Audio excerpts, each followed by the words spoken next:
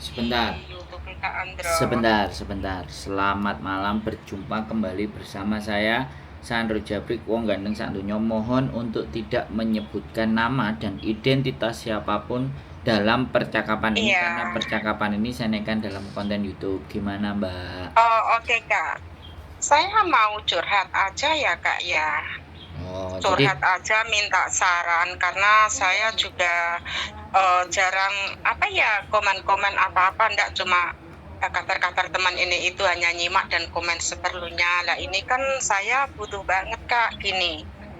Saya kan kirim barang, tapi ini saya nggak menyebutkan itu ya Kak ya. hmm, Saya kan kirim barang itu 6 box XL untuk anak yayasan. Itu udah puluhan kali di tempat itu Kak. hmm, Untuk anak yatim lah, yayasan lah, kayak gitu. Itu di komputer ada buktinya, di situ banyak lah. Saya kirim itu mulai awal bulan 9 tahun 2003, itu saya kirim 6 box, besar-besar gitu. Ya saya beli barang tak tumpuk-tumpuk gitulah. Terus barang itu tuh nggak sampai Kak. Terus akhirnya itu karena masalah Indonesia yang dulu ruwet gitu kan, banyak peraturan ini itu, yang di Indonesia nyalahin yang di luar negeri, yang di luar negeri nyalahin menteri di Indonesia, kan ribet. Saya manut-manut aja Kak, itu. Terus akhirnya berapa lama barang udah mulai bulan 5 tahun ini saya ya terus terang melabrak ke kantor itu gitu. Saya minta pertanggungjawaban Mbak. Saya kirim barang itu satu Excel habis 3.000 ke atas, ongkirnya aja 700. Saya nggak peduli ongkir dan beli karena niat saya kan untuk yayasan, untuk anak yatim. Tolong usahakan gitu Kak. Akhirnya saya labrak ke kantornya, terus saya kena denda $200 lah, ya orang Indonesia kalau rupiah beginilah, saya turutin Kak, barang baru diantar gitu. Saya nggak masalah, manut-manut aja, tapi barang saya tuh masih satu XL Kak, dan saya belanja itu habis 3.000 ke atas, udah 10 bulan Kak. Lah, saya itu komplain baik-baik, barang saya gimana Mbak, makanan juga udah otomatis bosok lah, yang lain itu gimana, kan kasihan dari tunggu anak-anak yayasan di Indonesia gitu. Jawabannya ya, lah Indonesia begini ini gitu loh. Saya kan kirim barang kan dari luar negeri nyampe rumah, bukan urusan sampai Indonesia gitu. Lah terus ya pokoknya sabar gini. Ya kalau begitu saya minta uang saya kembali boleh enggak? Biasanya kalau barang mau setahun nggak sampai kan kembali. Soalnya saya itu di Hong Kong mulai tahun 95 sampai sekarang udah hampir 30 tahun saya gitu Kak. Memang faktanya begitu. Lah terus dia jawabannya ini itu dan barang saya ini tiba-tiba ada dari kantor itu WhatsApp saya, kok saya harus bayar 2 juta uang rupiah, harus bayar barang dikirim Kak. Saya kan kaget itu. Saya merasa diperas, saya merasa ditipu. Itu barang nggak mahal loh, barang-barang gombal-gombal yang diskon-diskonan itu loh Kak. Terus saya harus gimana ini? Kan merasa nggak adil ya. oke. Sedih. Udah belum ceritanya? Sudah Kak. Iya Kak, terus saya gimana gitu Kak? Saya punya bukti nih, dari Oke. chat, dari apapun punya. Oke, yang pertama ya, ini solusi yang pertama, kita Ya. ngajak ribut. Nah, solusi yang pertama adalah ngajak ribut. Nah, kalau ngajak ribut ini sampean siapkan segala bentuk berkasnya ya. Terus yang kedua, bukti-buktinya sampean sudah bayar dan ada permintaan 2 juta. Itu sampean bawa yang pertama sampean harus datang cari namanya Bu Yulia, Kepolisian KJRI. Karena kan kita belum tahu alurnya. Kita minta keterangan sama polisi KJRI, karena bagaimanapun ini kan mau kita bawa kasusnya ini, ributnya ini kan akan kita bawa naik ke atas, ya kan?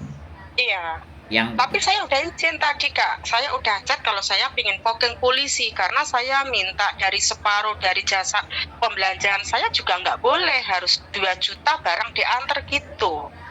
lah iya, Intinya. boleh nggak giliran saya yang ngomong sekarang?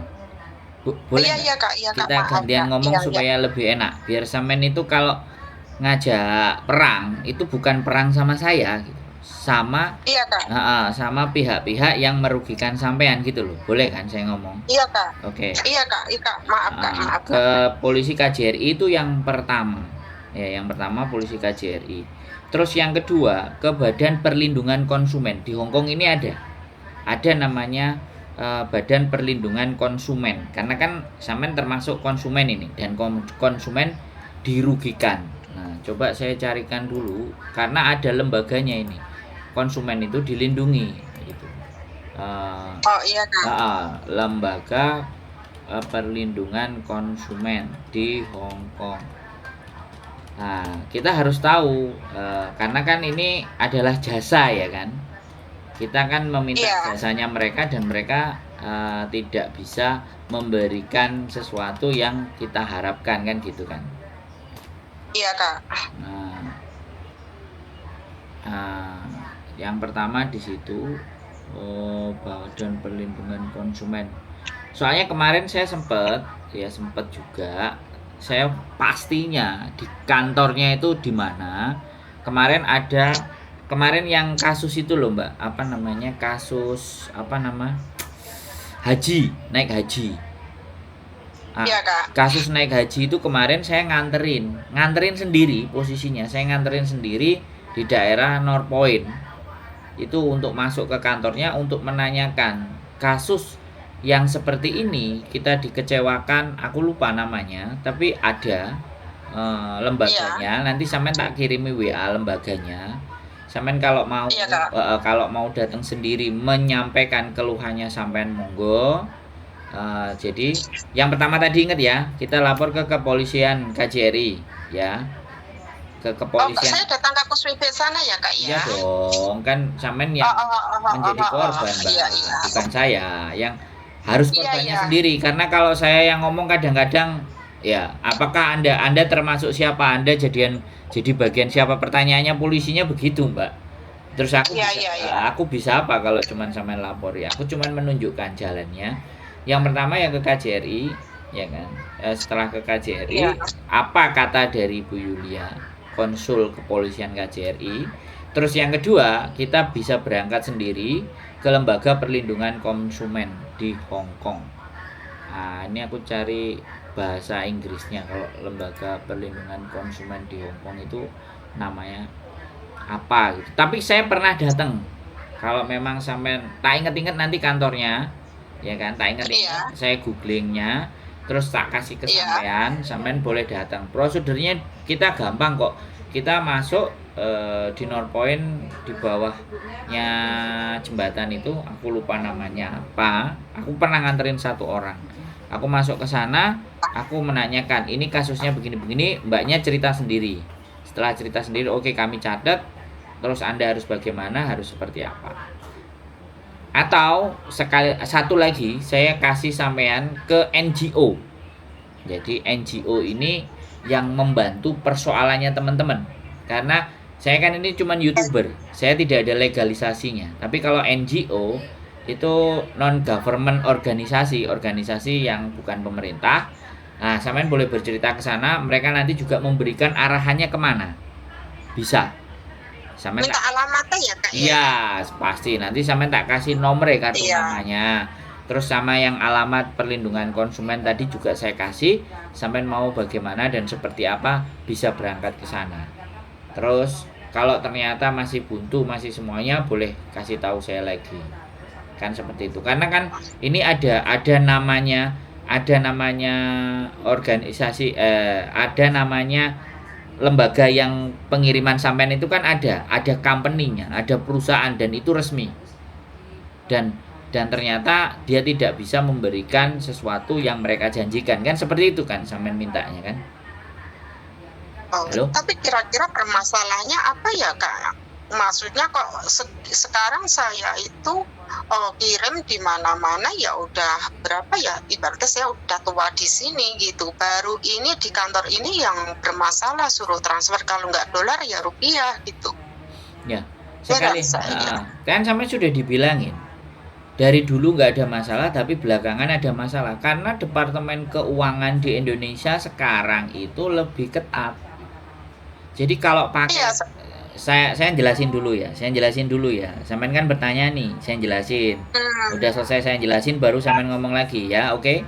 Jadi iya, di Indonesia itu karena kemarin ada beberapa kasus, jadi ada kayak misalnya pengiriman ekspor impor dari Cina dan semuanya itu jumlahnya membludak, maka Departemen Perindustrian dan Departemen Keuangan itu mereka berkolaborasi bahwa setiap apa yang masuk itu harus terlapor, terrinci. Kalau zaman dulu enggak kan jasa pengiriman barangnya tinggal, "Dah Pak, aku setor ini Pak. Ini kiriman dari Hongkong sekian kontainer, aku bayar, selesai." Akhirnya barang semua masuk. Tapi sekarang pemerintah turut campur, ikut campur, ingin tahu, ingin bukai, ingin melihat seperti apa isinya, bagaimana. Nah, itulah yang menjadikan ribet, Mbak. Gak cuman sampean aja. Ya, yang cerita kayak gini gak cuman sampean. Masih banyak teman-teman yang lainnya. Makanya saya sekali lagi memberikan opsi-opsi solusinya, ya kan? Karena kita nggak bisa kalau cuman diem, ya. Terus kita cuman diem, cuman keluar-keluar di sosial media, teriak-teriak, paketan nggak beres, tapi tetap tidak terjadi sebuah perubahan, kan seperti itu toh. Makanya lembaga perlindungan konsumen di Hong Kong, kemudian ke polisi, ke KJR itu bagaimana, seperti apa jawaban dari mereka, dan langkah apa lagi yang harus kita tempuh, kan itu tuh yang sampean mau cari. Bisa dipahami nggak saya ngomong? Ya. Iya Kak, saya minta alamatnya, bahkan bos saya juga sering tanya saya, "Barang kamu gimana gitu." Saya juga ya belum datang, wong datanya juga belum. Cuma yang 5 itu saya sering kena denda itu ya 500.000 rupiah, nggak masalah, saya selalu barang karena udah menjanjikan anak-anak yatim. Nah ini 2 juta kan saya emosi, barang udah 10 bulan mulai awal bulan 10 tanggal 3 sampai sekarang Kak, ngeri kan. Coklat ya juga bosok lah, barang ya udah diodal-odal lah. Kalau nggak 2 juta barang nggak dikirim begitu. Makanya saya tadi sempat emosi juga sama dia lewat chat. Saya mau laporkan, dia nantang kantornya, "Silakan kalau mau lapor ya tak kasuskan balik." Begitu juga, kok nakut-nakuti saya gitu. Padahal saya di sini udah tua ya, berapa puluh tahun, digituin kayak nggak mempan. Cuma saya males rame karena saya merasa kayak dirugiin, diperas gitu loh. Padahal di komputer situ penuh barang saya puluhan kali. Iya, makanya sekali lagi, ya kan. Kalau sampean memang berani dan mereka nantang sampean, ya naik sampean berani memperjuangkan apa yang seharusnya sampean inginkan dan apa yang harusnya sampean mau, ya nggak apa-apa. Makanya saya tak cari gitu loh alamatnya. Kan opsi yang pertama nih kan. Jadi opsi yang pertama sudah saya kasih tahu. Nanti opsi yang kedua, opsi yang ketiga sampean tinggal jalanin aja. Sampean laporan ke sana gitu loh. Sampean datang ke sana, ya kan. Kalau sampean mau ribut juga, sampean datang ke kantornya, telepon polisi, tuh polisinya suruh datang sekalian. Jadi biar polisi juga ada di tengah-tengah di situ gitu loh. Terus bagaimana barangku ke polisi, persengketaan itu nanti polisi juga akan jelasin ke sampean. Oh, kamu boleh lapor. Tujuan saya begitu Kak Indro. Tujuan saya ke kantor ini lagi, terus saya poking. Tadi saya juga dikasih tahu salah satu YouTuber di Hongkong juga terkenal sih, cukup terkenal, ngasih tahu saya gitu, poking aja itu. Soalnya nggak wajar gitu. Barang udah lama kok harus maksa 2 juta gitu. Saya udah ditelepon tadi, kayak sarannya kayak sampeane datang aja langsung dipokingkan gitu. Nah, iya. Terus saya chat sama kantornya, "Mbak, saya mohon izin kalau viral dan saya pokingkan polisi gimana, silakan kita layani dia." Begitu loh, saya kan sampeane harus menghargai saya dong. itu di komputer sampeannya dibuka ada berapa puluh punya saya. Itu buat anak yatim loh, sampeannya bisa kena karma. Saya sampai segitunya. Dia nggak peduli, pokoknya ada 2 juta barang ya kembali ke rumahmu, ndak juga ndak gitu kan kurang ajar aja ya, itu nggak ada tanggung jawabnya gitu. Padahal kayak anak baru aja digituin gitu loh, kayak nggak menghargai. Oh, ini ada namanya ISAC, HKSAR, Kuari B. Posisi kantornya di Kuari B. Saya sudah ada. Ya Ini udah nanti ya tak Kak, kirim saya sampean. makasih. Soalnya ini kan saya ada itu kerjaan, jamnya udah mepet. Saya makasih banget. Nanti saya tunggu alamatnya ya Kak ya. Ya, oke, Coba siap. saya akan proses. Siap. Sehat dan sukses buat Kak Indra deh dan semua mbak-mbak yang ada di Hong Kong. Siap, oke. Sukses untuk semuanya, sehat semuanya. Oke, Assalamualaikum. Waalaikumsalam warahmatullahi wabarakatuh. Oke, buat teman-teman semua ya. Jadi banyak sekali teman-teman yang komplain terhadap apa namanya paketan yang nggak datang ya. Jadi maka dari itu dan seperti itu saya akan memberikan informasi kepada kalian. Laporkan aja semuanya ke konsul kepolisian KJRI yang pertama. Yang kedua, saya punya lembaga namanya ICAC, ICAC ya. Kita ada, nanti tak kirimkan ke kalian semuanya. Kalau kalian mau lapor, terus kalau yang bikin sekalian ngegas, langsung aja ke kantornya, langsung telepon polisi ya.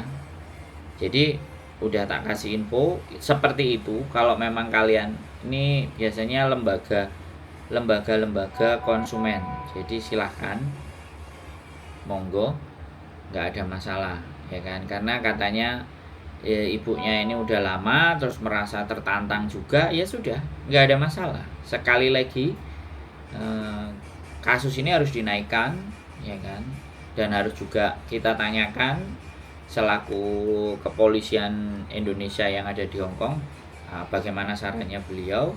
Saya pernah sekali lagi ngobrol sama beliau, bertanya sama beliaunya langsung menanyakan, apa Anda selaku apa, korban atau apapun. Nah dari situ saya udah ngerasa ya sudah, jadi saya langsung tuh kalian tunjukkan aja.